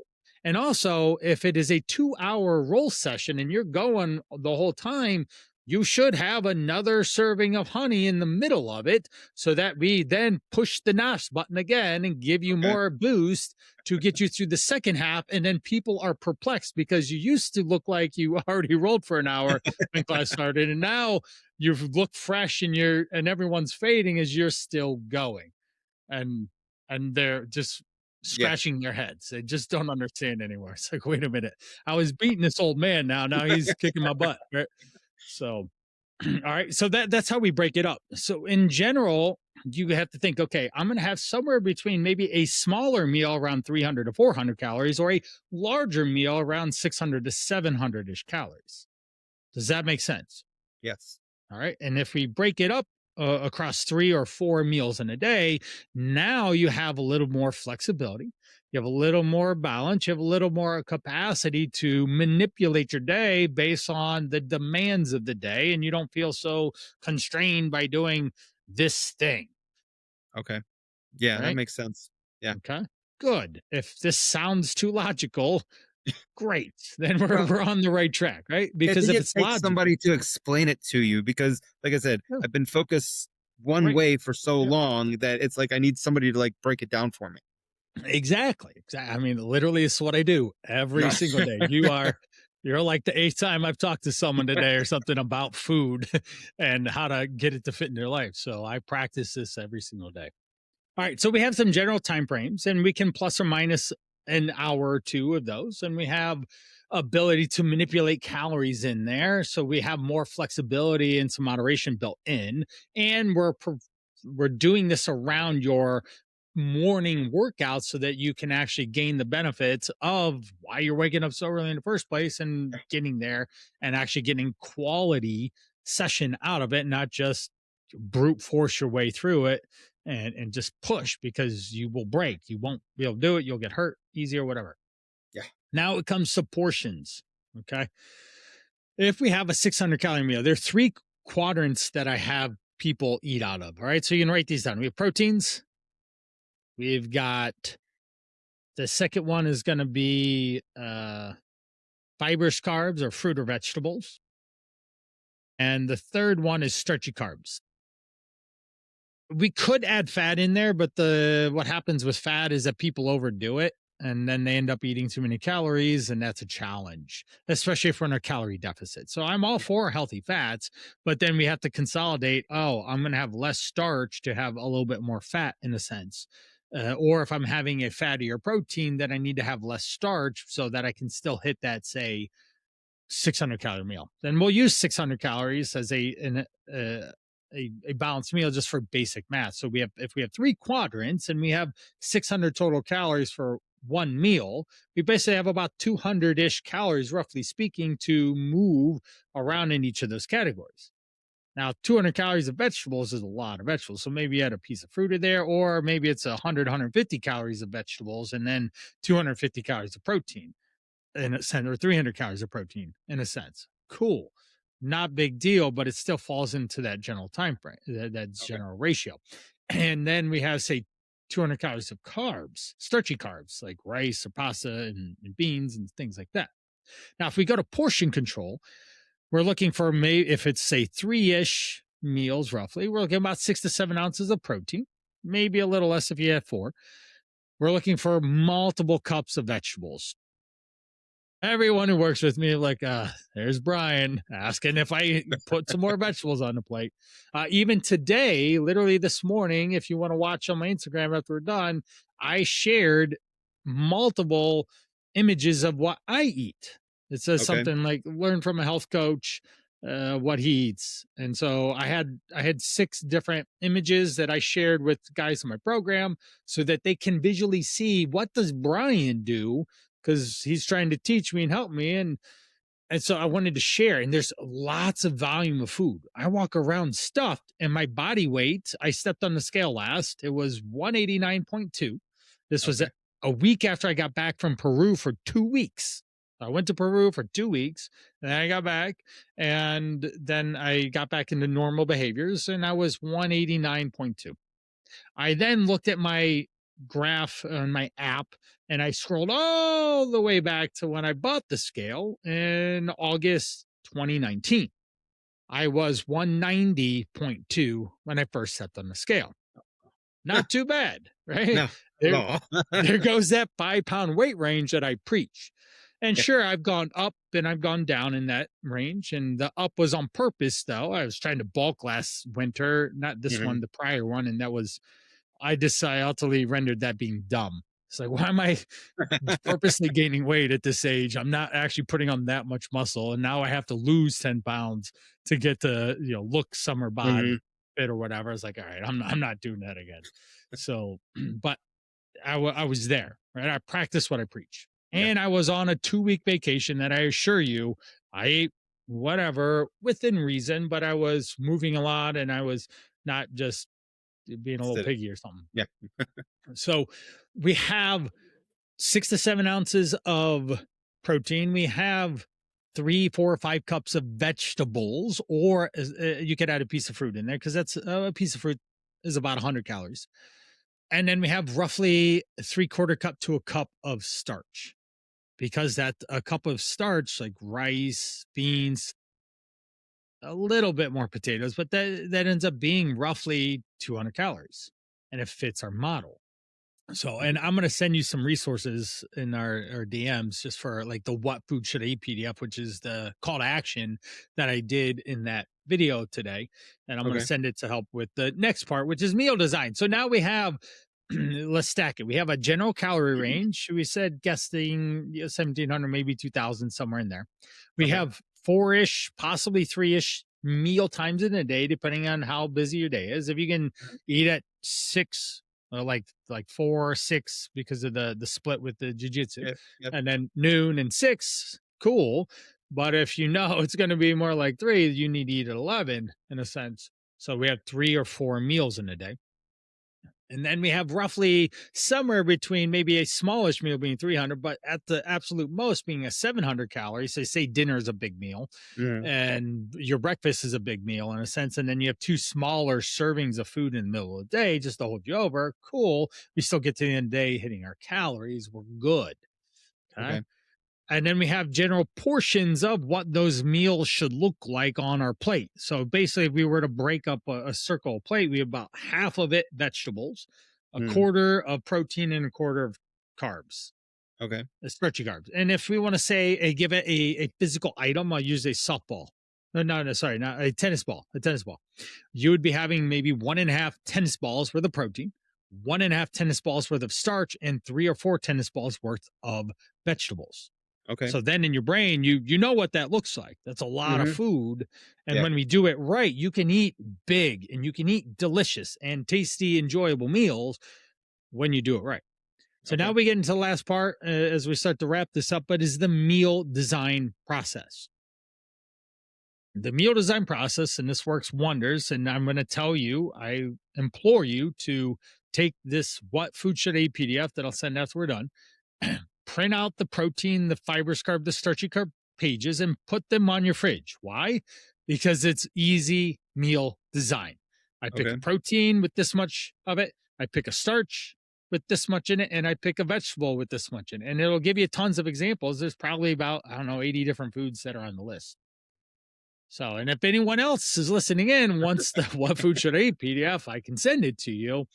Everything that I talk about is simple and easy by design because you don't need more rules. You don't need more complexity. You need simplicity so you can actually do it because your life is complex enough and it's hard enough to figure it out. Yes. Weight loss and weight maintenance is simple, but it's not easy because life throws wrenches and curveballs and all sorts of challenges at us every single day. But with the approach that we're talking about here, it's to give us ability to be agile and juke and to shift amongst whatever the challenges may be. So write down on your paper, what are, say, 3 or 4 protein sources you enjoy? Chicken, beef. Yeah, write them down because you're going to watch magic play out. You're like, oh my gosh, I didn't know I could eat this much. So chicken, beef, what else? Like a protein shake, yogurt, protein fish, shake, yogurt, shrimp. right? Any of those work. Ideally, we're doing the lower fat versions, 90 or 93% ground meat or better, right? Okay. That works. Sure, you can have salmon, but just know it's a fattier fish. Or sure, you can have eggs, but it has fat in it, and it's just something to consider. Sure, you can have chicken thigh or even a ribeye, but if you have a ribeye for dinner, then you probably want to go lower fat food sources earlier in the day so that you don't eat too much fat in the day, in a sense. All right. All right. So we got those down, right? 4 of them. Yes, sir. Then I want you to write down, say, 4 vegetables that you enjoy. And we do want to eat a lot of vegetables. I'm just going to tell you that's a cheat code. Okay. And your steps. If you can walk 10,000 steps or more with or without jujitsu and all the wrestling and all, then you'll probably be good. If you keep your calories below that number, like the 2,000, 1,800, you'll probably be really good. And if we can eat a lot of vegetables and lean proteins, you're going to be really good. And you're like, oh my gosh, Brian, where you been at since like 2019? I'm like, I've been actually doing this before that. It's like, dang it, man, I should have found you earlier. Honestly, I wasn't on Instagram then because I didn't need to be. Yeah. So now you have to be everywhere, always. Yeah, everywhere. That's why I have 100 plus podcasts already in 6 months. So create content. All right. That's why we're doing this. Create some more content, help some people out. You're getting some good value of this, right? Yes, sir. All making sense? Yes, sir. Does it seem reasonable? It does. Okay. All right. Good. So then what were the vegetables you wrote down? Broccoli, green beans, spinach, and carrots. All right, perfect. And it can expand beyond this. It doesn't have to just be those, but these are starters. Write down 3 pieces of fruit that you enjoy. Because you can have fruit. 1 to 3 pieces in a day works great. All right. What were they? Apples, bananas, and oranges. All right, excellent. And then let's write down 3 starchy carbs that you enjoy. Don't think too hard. Oh, this is the easy part. Yep. As you're writing these down, should you eat white rice or brown rice? Go. Brown rice, I would assume. And why? It's just what I've always heard. Yeah, I don't know the reason. That's what I've always heard. Yeah, right. From 1990 or something, right? Yep, It's been glued in your head. You should, or the 2000, whatever that health kick wave was. You got to eat brown rice over white rice. Well, there are so many different types of rice. Even potatoes in Peru, we found out when we were there are 4,000 variants of potatoes. Oh, Jesus. Do you think they are all magically that much different from one another? Probably that a not. Sweet potato is that much different than a white potato? No. They're basically the same when you look at a nutrition label. Same thing with rice: white rice, brown rice, black rice, pink rice, basmati, jasmine, short grain, long grain. It's all going to generally be roughly the same as its counterpart. So if you've been trying to eat brown rice all the time and forcing your family to eat brown rice when everybody wants white rice, now you can be like, all right, Brian said that we can eat white rice and we don't need brown rice. I was more on the sweet potato kick. I like sweet potatoes. They're tasty. They're great. I love sweet potatoes. So I make everybody eat sweet potatoes. And my wife's like, God, no, not again. Now that I know this. Yeah, you'll get off and you're like, well, Brian said that a potato is a potato. Either way, right? it's a potato. And because when you look at the nutrition label, they are relatively the same. Same thing with rice, same thing with beans. Black beans, navy beans, pinto beans are all about 220 calories in a cup with roughly 30 carbs, 8 grams of fat, about 6 or 8 grams of fiber. 8 grams of protein, not fat. They don't have fat. So there's no fat in beans. I'm going to correct that there. But 8 grams of fiber, 8 grams of protein. That's a bean. That's just a cup of most beans, not green beans, because those are fibers. A whole can, because we eat canned green beans, is 70 calories with 7 grams of fiber. That's a knockout, slam dunk. Just pour a whole can of green beans on your plate, and now we're talking, okay? And I would probably tell you to still add more vegetables on the plate, okay? Sometimes I've cheated, and I've done 3 cans of green beans in a meal to fill up, but I got 210 calories out of it, 21 grams of fiber, and 210 calories. I'm stuffed. Yeah, for a I bet. long time with that. And So it's awesome.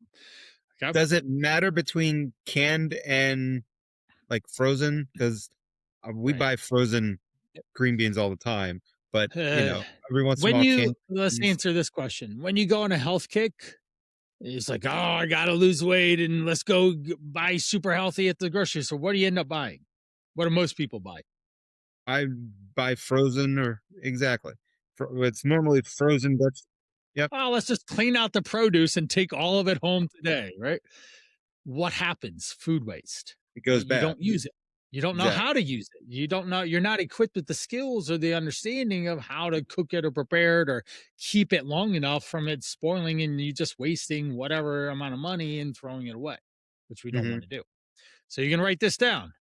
These three words, top one over the other. Okay. So fresh, then underneath fresh, put frozen, and under frozen, put canned, and then put nothing, write down the word nothing under that.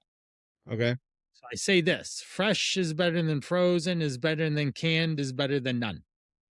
Okay. So I would rather you have canned green beans at this next meal, even like, oh, it's loaded with sodium, over not having any at all. Okay. Why? Because you'll be more full and it'll last you longer until you eat again. And we go back to that phrase and you write this down. I've already said once is eat enough food to get you to the next time you're going to eat again. So if you're literally, you got handcuffs behind your back and you're stuck from eating at 6 a.m. to 3 p.m. because you're handcuffed and you literally can't eat, then you better have maybe 1,000 calories at 6 a.m. because you need that to get you to 3 o'clock. Okay. And then at 3 o'clock, you'll be less likely to make a bad decision I got because you. you'll be content at that point. Your blood sugars are bottoming out anyways, but Yeah. you wouldn't have just had to say 400 calories in the morning and then you'd be famished by 3. Hmm. All right. So here's the magic. Let's do so pick a protein, any protein. Chicken. Okay. And then what vegetable could pair well with that? I put broccoli with everything. Cool. And then I what eat a starchy lot of carb? broccoli. Great. So do I. Okay, cool. Let's go back to chicken and let's make a different combination. So chicken with another vegetable, Carrots. carrots, and with another starch. Potatoes. Excellent. And let's go back to chicken and pick another vegetable Spinach. and pick a different carb. Uh there's different carbs between Potatoes, potatoes. pastas, beans, right? Pasta will work. Bread, right? Actually, Those are pasta, all, spinach, and yeah, potatoes is or right? chicken. We've done that. Yeah. So what we just create 3 different meals right then. Okay. Yep. But then we go back to the portion control that I said 6 to 7 ounces of chicken, 3 to 4 cups of the vegetable, Hmm. and a cup of the starch. That's your template. That's how you build meals. So then tonight, it doesn't matter what is going to show up as long as you pick a protein, pick a fibrous carb, pick a starchy carb, and the fibrous carb again is fruits and vegetables, Hmm. and you put them into the overall calories that you need, this 500, 600, or 700 calories on the plate, and you have a balanced plate with this, like the tennis ball example, or half of it being a vegetable and a quarter being the starch and the protein. Okay. Do you think you can do that and be free from having to worry about what you're eating or how much of this or this restricted whatever? Yeah, I could definitely do that. Yeah. And that's it. This is it. This is the repeatable system that you need to do for the rest of your life. Okay. Now, sure, we can have ice cream after she wins the soccer, or we're gonna go out to eat and she graduates, right? Yeah. And we're gonna celebrate something else, or we're going on vacation, or I won the wrestling match because I'm supercharged now. I've got energy to actually win Do things stuff. now, right? And do things. I can do stuff now. But that ends up, but sure, we can allot for the ice cream cone last night. Okay, that's going to cost me how many calories? Let's do basic math. If you're eating 2,000 minus 400, okay, I have 1,600 more calories in the day to play with. Yeah. That would imply that I probably should eat less starchy carbs if I want to stay full. But that doesn't necessarily mean that you couldn't eat only starchy carbs. You're just not going to eat a lot of food. Okay. Because if you have 3 cups of rice, that's 600 calories. And then your ice cream cone at 400, that's 1,000 calories. You have less than 1,000 calories left of the day. It's not a lot of food. No. So you get to choose now. Okay. You get to choose. The power is in your choice to pick and choose what foods go in what combinations. And as long as we're generally doing balanced meals 80 to 90% of the time, eating healthy or in quotations clean, then you are free to be able to have energy, to eat around the busyness of your day, around the activities of your family, eat whatever dinner is tonight and be successful. And in one of the video I said about what I ate, the images of what I ate, last night's image was inside that video. I had some cottage cheese, fat-free cottage cheese. I had a fatty sausage, piece of sausage, like kibasi thing. I had pasta, and I had a lot of broccoli. You'll see a lot, like amount of broccoli. There's like 5 cups of broccoli. I like broccoli too. But I had 5 cups of broccoli, a fat-free cottage cheese to get my protein to 40 grams. I had some fattier protein from the sausage, and a portion of pasta. It was a mac and cheese pasta. Okay. So you can see a lot of food, but I still only ate so many calories. And because of the balance, I was stuffed. Yeah. But I didn't overconsume calories. And I wake up today feeling just fine. Not worried about what the scale is. I haven't stepped on the scale since it was like, I don't know, a week ago. And then it was, a month before that. And then before that, it was probably 5 months or something. I don't step on the scale. I just look in the mirror. I'm like, we're doing okay today. Or like, I should probably lay off and knock it off a little bit. All right. So a quick recap.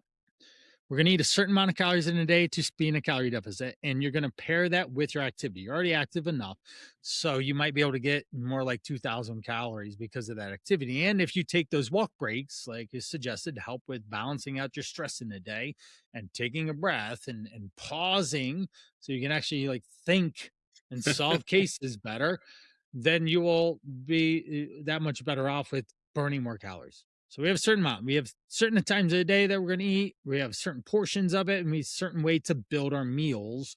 And I'll send over that What Food Should I Eat PDF and the messages after this. I appreciate that. Thank you. So that is the strategy and how I start pretty much everyone that I ever work with, because that's easy. I should say, that's the simple part, right? It all sounded simple, right? But then the impact of implementation is where it gets off track. And I spend all my time being support and accountability because I do so well stacking the deck. Okay, this is the information. All right. So last thing we need to cover, and then I'll throw it into questions. Water. How do you do on water? How much you drink in a day? I kill about a half gallon of water every day. I drink a 20 ounce thing in the morning, right before or during jujitsu, my workout. I have that filled with coffee. I kill that, and then I have a half gallon of water that I kill pretty much by the end of the day. All right. We need 100 ounces or more. Okay. Here's my 40-ounce container that I'll drink, usually 3 of these.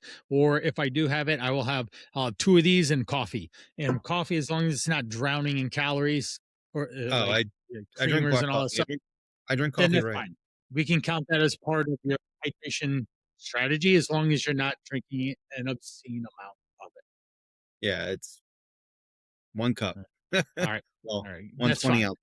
Right, that's fine. Yeah, that's I usually do. I'll drink upwards of a French press in a day. Some in the morning, some around 2, and that's just how I've done it for a long time. It gives me good, consistent energy. All right. So that's it. That's the play. Okay. Questions? So I do like a protein shake in the morning. I've been doing that recently. It's really protein. I put a scoop of creatine in it. Maybe some collagen. 5 grams of creatine, collagen, and I fill it with water and I drink that. That's normally it's been my breakfast for the last 2 weeks. Okay. So, what should I pair with that? Well, let's go back to your paper. Write down protein powder. Yep, Okay. got that. Most people pair fruits over vegetables with protein powder usually. So, what's Okay. a fruit that could Yeah, pair I would have well? a banana or something about Banana. that Okay. time. And then what could be a starchy carb that you could have with that? I guess oatmeal, would that Oatmeal. work? Cereal could be it. A a half a cup dry oats is 150 calories. A 1.5 cups of Cheerios, just normal Cheerios, is 150 calories. They're calorie Okay. equivalent. So you're like, oh shoot, I get an extra cup of food there. Okay, I might be interested in that. Yeah, right?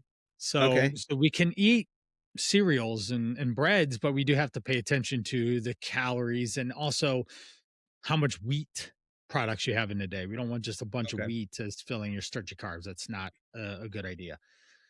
So I personally would mix the protein powder with the cereal, with the banana, with some flaxseed or chia seed, stir it up, pour some milk in it, and eat it like cereal.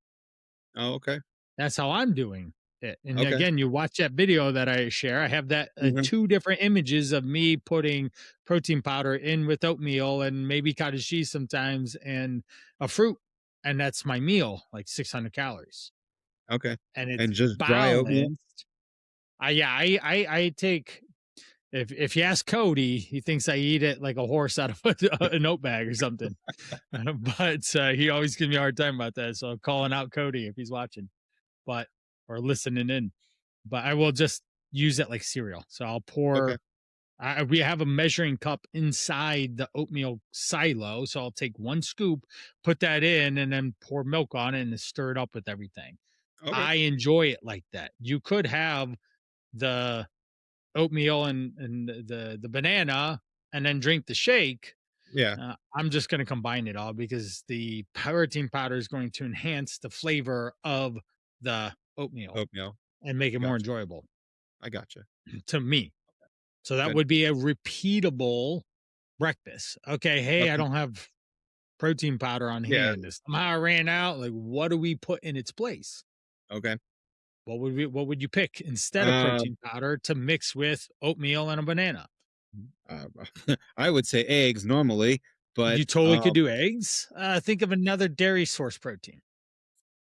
milk or yogurt. Yogurt, Greek yogurt, or cottage cheese, like a low Okay. fat cottage cheese. Okay. High protein, low carb, like Too Good Dannon, Too Good yogurt is really Mhm. great, or kind of a low fat cottage cheese.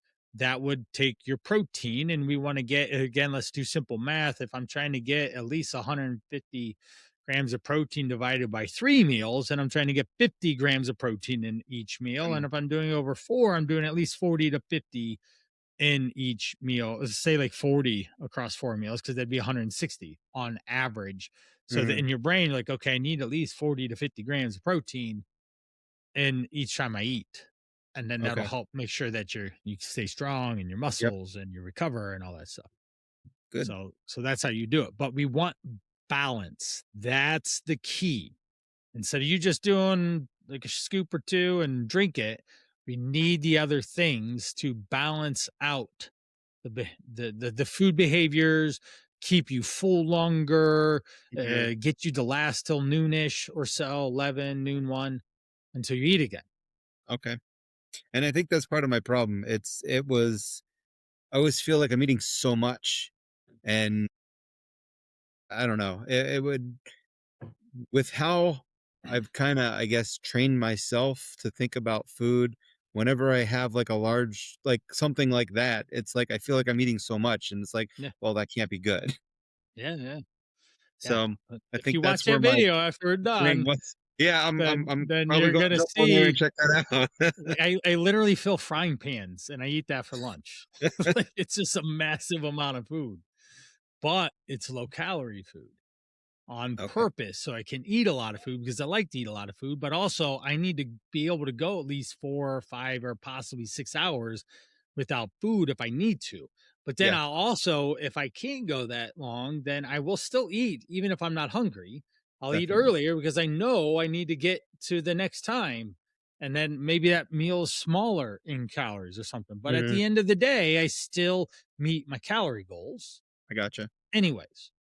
But Okay. I'm trying, Brian is going to try and eat as much food for those calories as possible.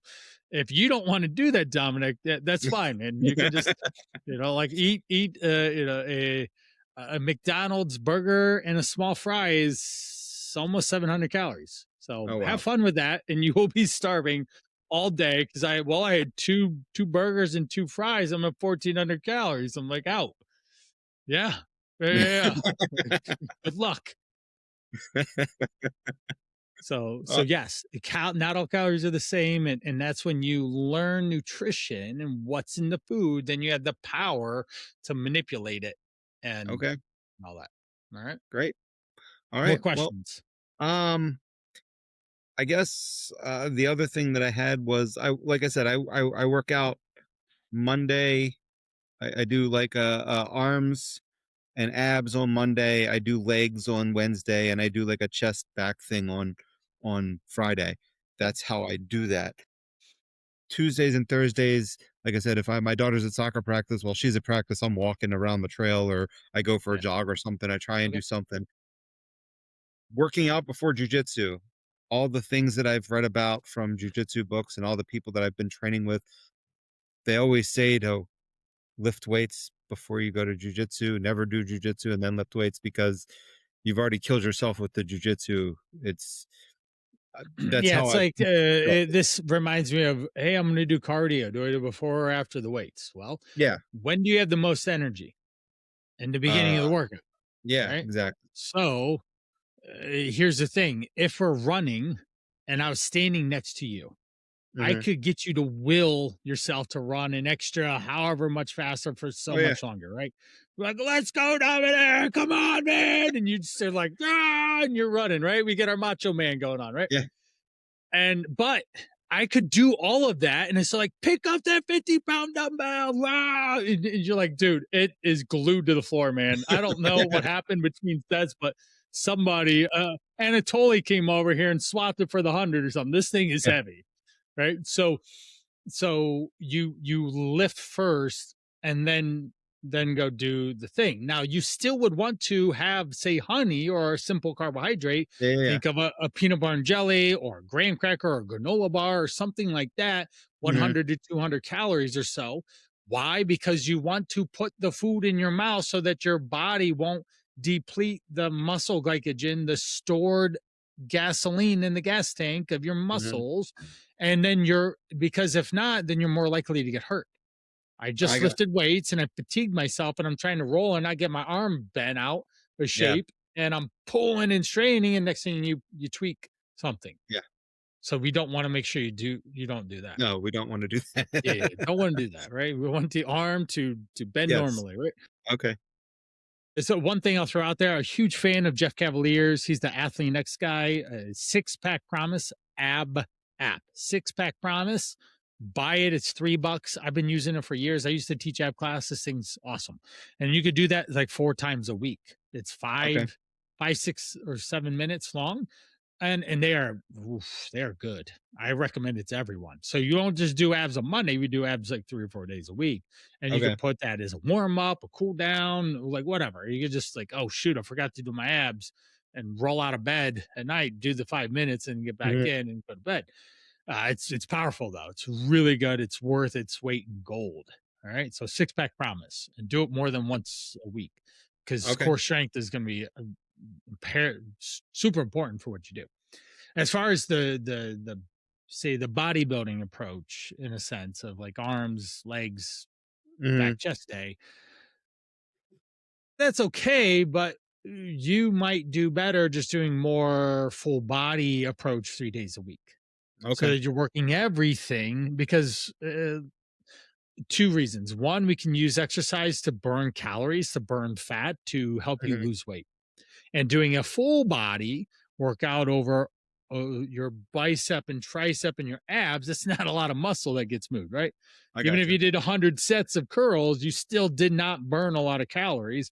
Whereas if you did, squats and bench press, back squats and bench press, you're going to be exhausted after a half hour just doing those two exercises Mhm. back and forth, right? You'll be toast, Yeah. right? So doing chest, back, shoulder, legs, and the same workout 3 days a week would be beneficial to keeping your strength up while you're in a calorie deficit, not overstraining any one muscle group.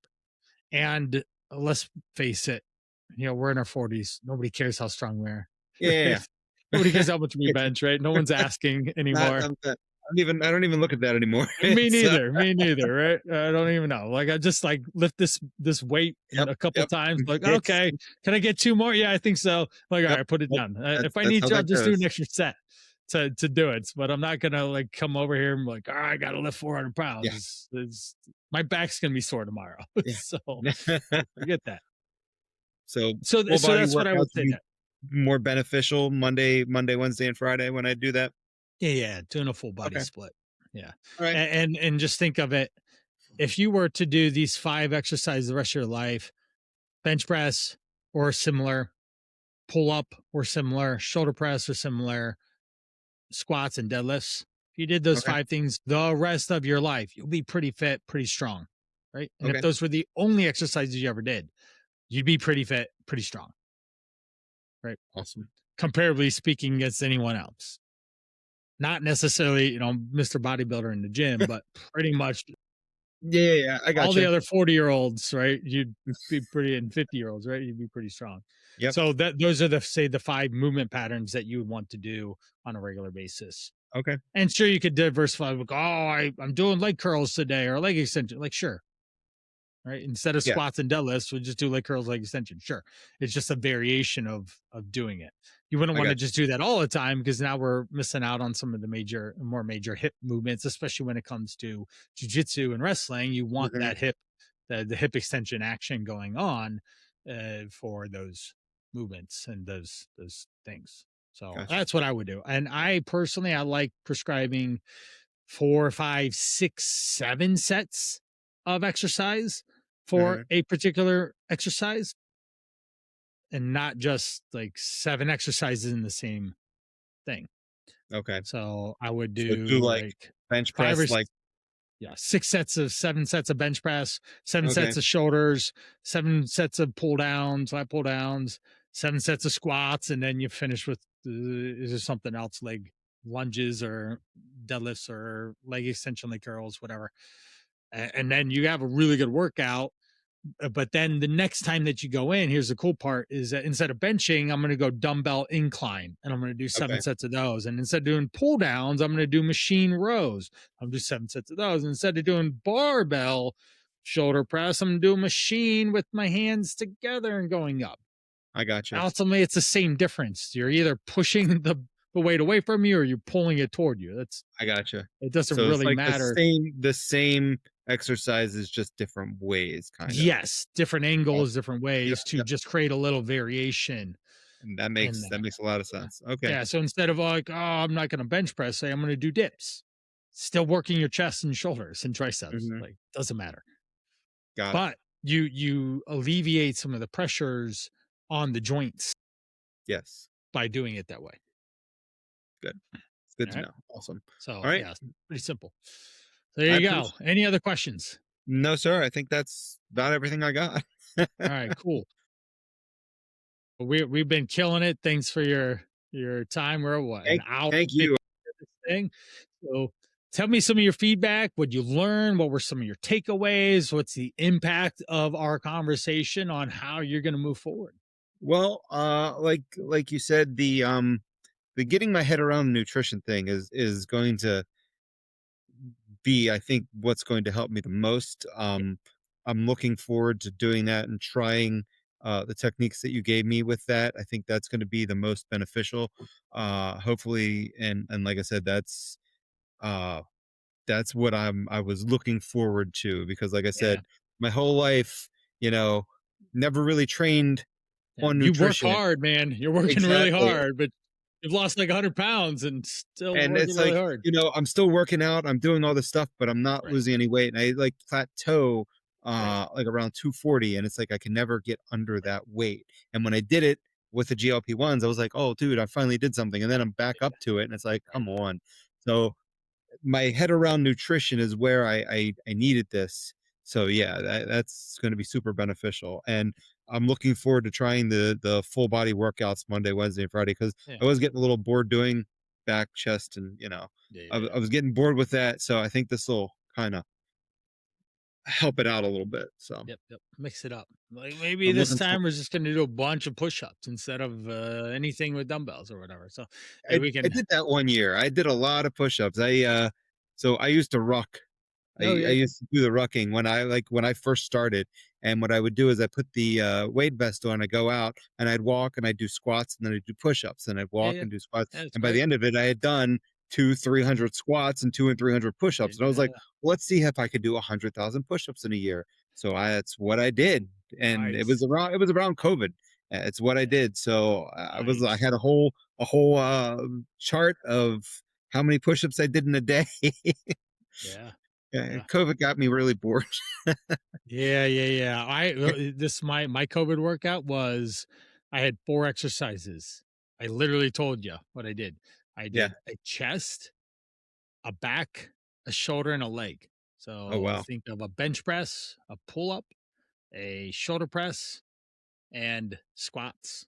And the Nice. next time I did dips, I did barbell rows, I did dumbbell shoulder presses, and I did deadlifts. And then I Wow. did a dumbbell incline, or yeah, bench presses.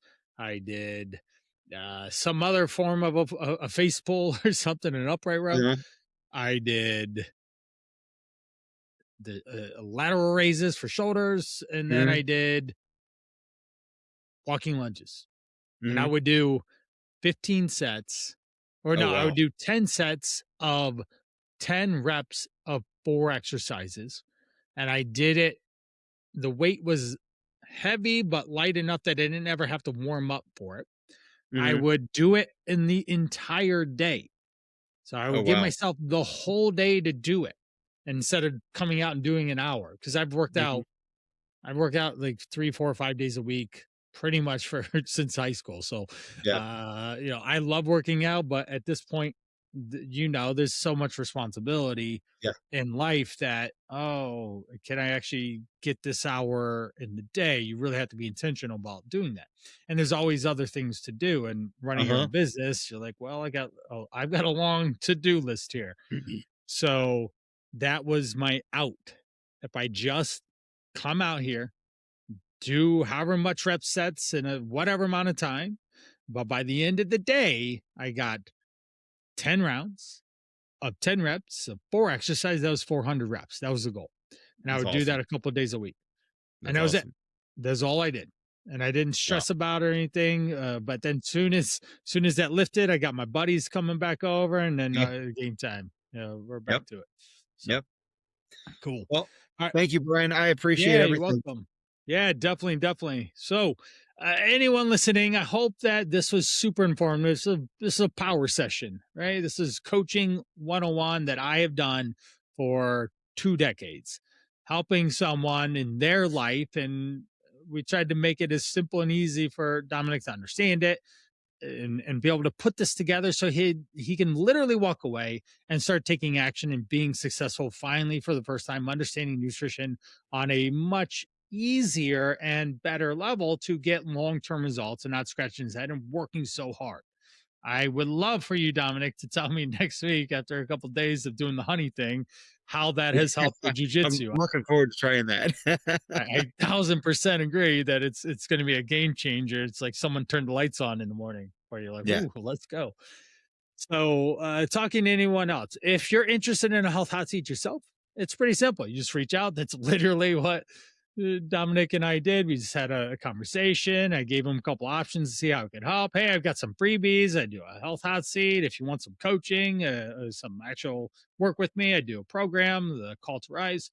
And he picked this. So here we are. All right. So it's a health hot seat, and I will send you over a Google form to fill out so I can understand who you are and what's going on. And then we'll do a live coaching thing. So all you got to do is ask. You can find me at brian@brianprana.com. You can hit me up on Instagram at Coach Brian Piranha. And then for those listening in, you're like, this was awesome, but I just want to like do the thing with you, Brian, and reach results. I've got the Call to Rise. It's a 100-day fat loss challenge that I take men over 40 through to help them actually implement these things that we talked about, because this is easy. It's all this information is the easy part. It's the actual act of doing it consistently over time. And Dominic, that's all you have to do is consistently do these things day in and day out over weeks and months and the rest of this year, in a sense, and you will get to your goal. But that's the challenge of understanding when certain situations come up, or challenges or setbacks or whatever life happens. How do we work through that? And I'm really good at that because I've literally just been in the trenches with people for 23 years, just talking to them and helping them through these things. And that's what the Call of Rise is about, to help get weight off, get you out of risk of higher rates of chronic illness, diabetes, heart disease, cholesterol, blood pressure, things like that. And give you a lot of support and accountability. When you work with Brian likes to win. And so we're going to make sure that you win too. And so that's the Call to Rise.com. You can check that out too. And that is it for episode 105. So the cool thing is, Dominic, you can re-listen to this a lot. And if you I would encourage you to re-listen to it multiple times over the next, say, 6 to 8 weeks. Like, listen to it like every 2 weeks to refresh and remind yourself of the things that you're doing, because each time you listen to it, you'll pick something else up. Like, oh my gosh, I understand why he said this now, because you've been doing the thing that you needed to do. And if you need more help, then we can talk about what next steps would look like for that too. Well, awesome. Thank you so much for you. Thank you for the listeners listening in. Off we go. I appreciate it. All right. Hang on.